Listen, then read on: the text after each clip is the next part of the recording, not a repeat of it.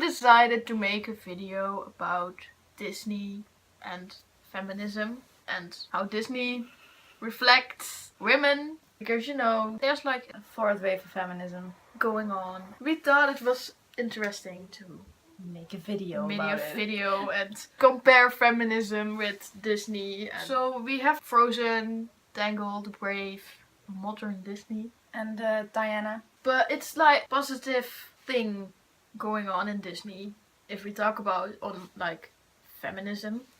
Because, you know, Elsa and Anna, they don't need men. They don't need a man. Which sends this message to young girls that they obviously also don't need a man. Because what's really important in Frozen is the sister love, you know? They care more about each other than they do about men. And in Brave, she doesn't need a man at all. It's not only about needing a man. Elsa and Merida both are represented as strong, independent women. And that's just really important in both movies. The same also goes for Tiana and Prince and the Frog. She wants start her own business, and she really wants that business, and even though she doesn't have a lot of money, you see in the movie that she's willing to work hard to achieve her dreams. And obviously in Tangled, Rapunzel has this dream. She really wants to see those lights, and she finds someone to take her to those lights. So it doesn't matter if Flynn was a guy or a woman. She really wants that. But if you have like the first three princesses, Snow White, Cinderella and Sleeping Beauty, what you really see is there is a great lack of female characters. In Snow White really there are only 2 female characters in the whole movie, and that is Snow White and the Evil Queen. So it basically sends this message of like a woman can only be jealous and mysterious and evil. Or really sweet and pretty and really kind. Helping. Helpful. And what we also see, she gets to live there, but she has to do the cleaning, the cooking. At one point the dwarves start listening to Snow White, and Grumpy is like, why would you listen to a woman? It's a woman. He didn't like her. It's just not really empowering. And obviously like Snow White has like her prince at the end. Like, she can only be rescued by a prince. She's even that stupid to take an apple from, like, a total creepy stranger. And then we have, like, Cinderella. There are more female characters. Not a lot. And it's also, again, it's like Cinderella's really beautiful. She can sing. What really jumped out was that men had these ridiculously large hands. And the woman's hands were, like, half of the men's hands. And it was like, okay.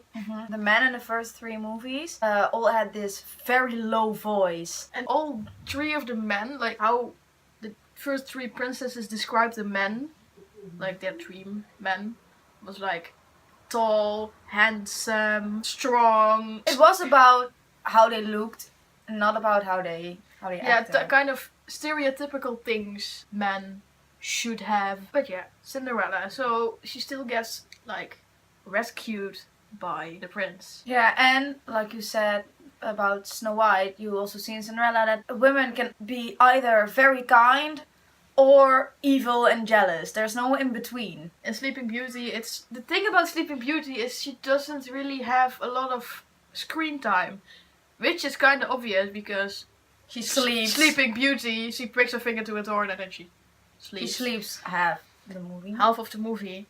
Which a lot of critics say, like, oh, it's lacking feminism because Sleeping Beauty sleeps all of the time. I do not agree on that because we all know the story of Sleeping Beauty. And yeah, it's known that she sleeps. Yeah. Most of the story. And you have the 3 fairies. You have more female characters. You have the queen, you have the 3 fairies, you have Maleficent. And those fairies were adventurous and creative. Yeah, they didn't have typical, like, they couldn't bake, they couldn't make clothes. No, they couldn't live without their magic. Yeah, they needed their magic. They couldn't do typical women things without magic. Which is a little bit better. But Sleeping Beauty is still beautiful. She still has a really good singing voice. Yeah. She really is kind. She falls in love with a man she doesn't even know. Yeah. Only because he looks handsome and he can sing very beautiful. Which is a trend in the first 3 movies. Then we have like the second generation. It's more like Ariel, Belle, Pocahontas, Jasmine, Mulan. Like Ariel and Belle both are adventurous. Ariel wants to get out of the sea. Belle wants to do something with her life and not stay in her small little town. One thing that really stepped out for me was that all of the princesses in those movies are independent. They want to go somewhere. They're adventurous. Ariel wants to go out of the sea. Belle wants to go out of her town. Pocahontas meets a strange man from a different world. Jasmine wants to get out of the palace. Mulan wants to save her father. Yeah. But the real difference between the first and the second generation is the second generation really is more independent. Mm-hmm. But the difference between the second and the third generation is that in the second generation, they all end up with a guy. They still, but also like the first generation, what you really see is that it kind of reflects how women were viewed, because women were viewed like you should work in the household, you shouldn't work outside of the house, you should be able to bake, cook, clean, care for the kids. Care for your husband. Care for your husband. And you don't really see that in the second generation. Yeah, but even though they're a little behind, they did develop.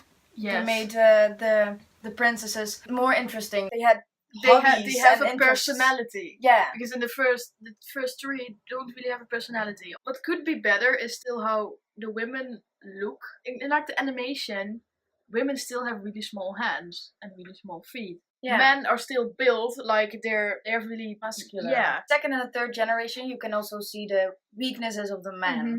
So they're not shown as the perfect man. The movie Beauty and the Beast kind of shows that it doesn't matter how you look like, and it shows men can show emotion, which still in today's time is still not accepted. While in Beauty and the Beast, it was. So, like I said before, Disney is kind of lagging behind, but on this period, we're lagging behind. They all have a very high voice, and the men all have a very low voice. That's also still a thing that Disney could change in all of the movies.